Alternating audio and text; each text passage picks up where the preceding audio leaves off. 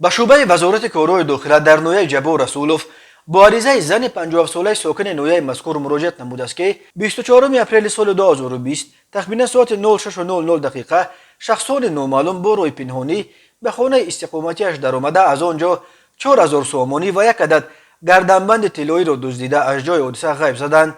ضرری رسانیده شده 7000 سومانی را تشکیل می‌دهد.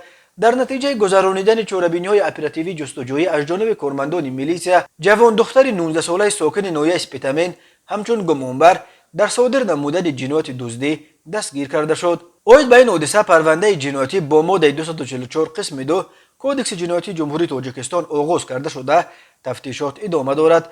بر اساس این بند قانون به او از 2 تا 5 سال زندان تهدید می‌کند. به شعبه وزارت کارهای داخله در نویه اسماعیل سامانی با عریضه مرد 35 ساله ساکن پایتخت مراجعت نموده است که صحنه 15 آگوست سال 2021 مرد 39 ساله ساکن شهر دوشنبه خود را صاحبکار معرفی نموده با روی فریب به باوریش در آمده از او $10,000 امریکایی و 42000 سومانی گرفته وعده داده است که بر عوضش автомашин تمغه تویوتا کامری گرفته می‌دهد، اما وعده‌اش را تا حال اجرا نکرده است. از روی این حادثه تفتیشات ادامه دارد.